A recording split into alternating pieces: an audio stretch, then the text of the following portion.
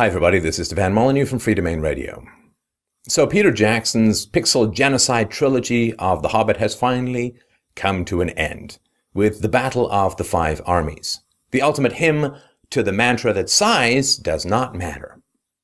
Although martial arts tend to rigidly classify fighters by weight, somehow a giant battle-hardened orc in, hey, stab my abs, partial armor, wielding a 9-foot sword, no less, is no match for an albino elf with noodle arms whose only effective blade is his chiseled jawline.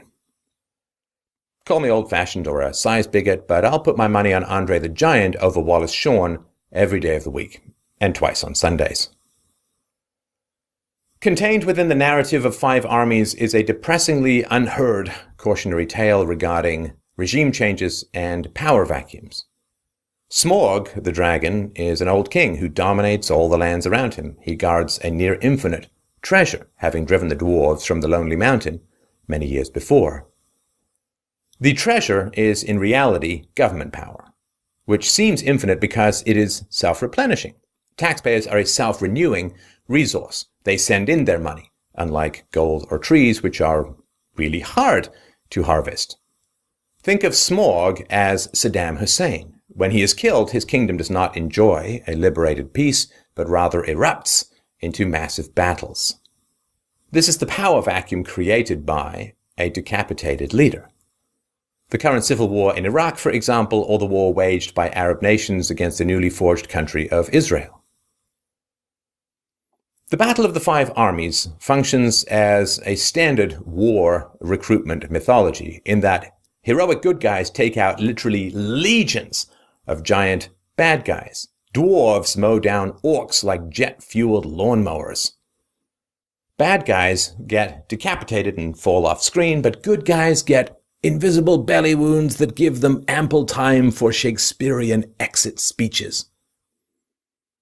Bad guys are unmourned. Good guys drown in the tears of their loved ones as they soulfully expire on the ice. This is the perspective of the soldier, and Tolkien, the author, fought in some of the bloodiest battles of World War I. You cradle your friends as they die, but enemies explode into distant red fog. Germany was forcibly transitioned from a monarchy into a democracy after the First World War. This hurried mess produced the Weimar Republic, so-called because Berlin, the German capital, was under the control of the communists at the time, which surrendered to Hitler a decade or so later after destroying the German economy through hyperinflation. The Hobbit was written during Hitler's rise to power. The end of the German monarchy provoked political and economic disasters that led to the Second World War, just as the end of Smaug provoked the Battle of the Five Armies. The subtitle of The Hobbit is There and Back Again. This is war.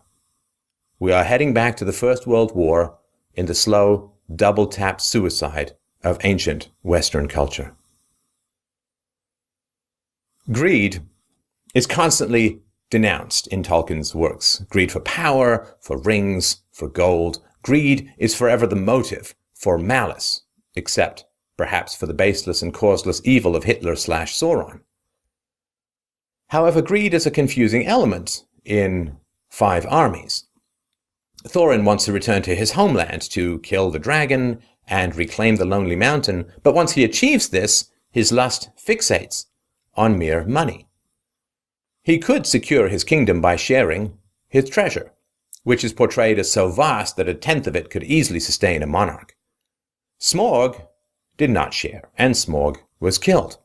Thorin does not share, and Thorin is killed. This shows the inevitable corruptions of centralized power, be it unearned wealth or political power, two sides of the same black coin. Tolkien himself was an anarchist, although not a particularly consistent one, as the title of the third book in the Lord of the Rings trilogy shows, The Return of the King. This is like a feminist pining for the return of the patriarch. The battle of the Five Armies rages not because Thorin is corrupted by power, but because, as the new dwarven king, his companions consistently defer to his authority. A king goes mad because he is unopposed. This is a lesson as old as King Lear. And political power creates the sycophancy, which promotes and hides narcissism and megalomania. The problem is not the gold, as always.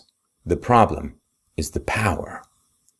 It is not so much that Thorin refuses to buy peace with gold, but rather that his companions are willing to sell their moral conscience to the illusion of political power. Why don't they put things to a vote? They can't, because royalty. We suffer from the same plague.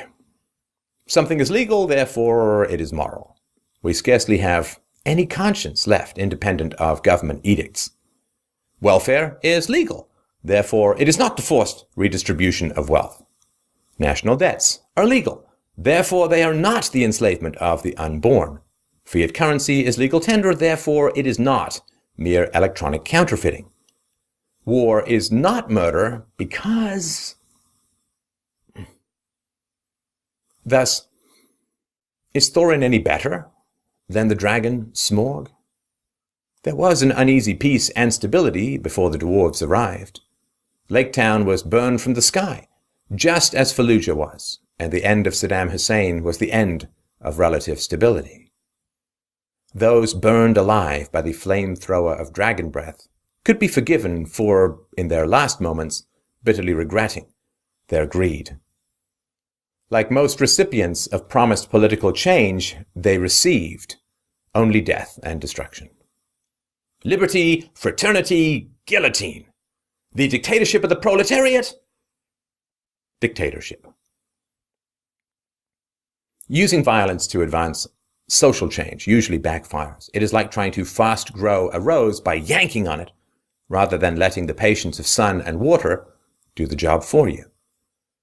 The true progress of mankind is multi-generational and involves the gentle and peaceful parenting of children.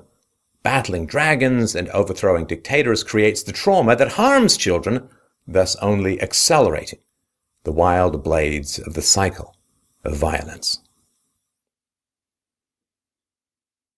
What message should we take from The Hobbit? At the level of bald allegory, it is as instructive as a history lesson. The Lonely Mountain is the ancient home of the Jews, just as the British did with the 1917 Balfour Declaration when it promised a state to the Jews. The very British Bilbo Baggins strives to ensure that the dwarves reclaim their ancient kingdom. Jewish stereotypes abound. Dwarves are really good at creating jewelry and working with gems, speaking with outsiders in the local language, but conversing among themselves in their own ancient tongue. Obsessed with gold and adept at having others fight their battles for them, even the big noses and flowing beards might be considered a kind of clue. The standard myth of exclusion is central to the tale, but remains frustratingly elusive in the plot.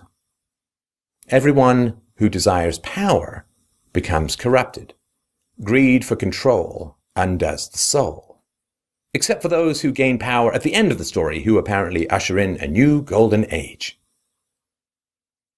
The drama of Dead Souls is always violence. The sword is needed to excite those who can barely feel. They must kill or witness killing in order to feel alive. The soulless will always thirst for the lie that violence brings life, that violence brings freedom, that violence reforms the world. These bodies will always rush out to slaughter for a myth, for a lie. The lie is necessary for the kill, but the kill never makes the lie true.